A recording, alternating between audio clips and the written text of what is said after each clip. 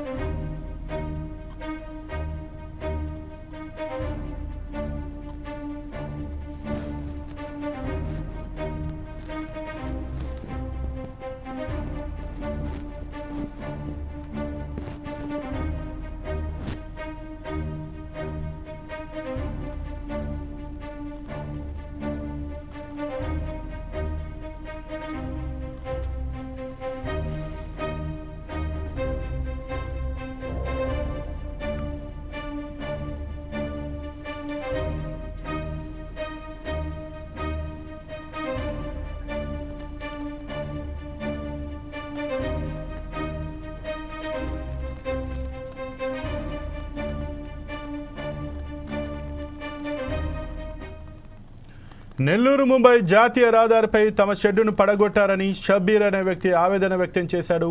పడమటి నాయపల్లి link road దగ్గర survey number 36లో తనకు పట్టా కలిగిన 5 సెంట్ల పొలంలో రేకుల షెడ్డు నిర్మించుకున్నానని తెలిపాడు.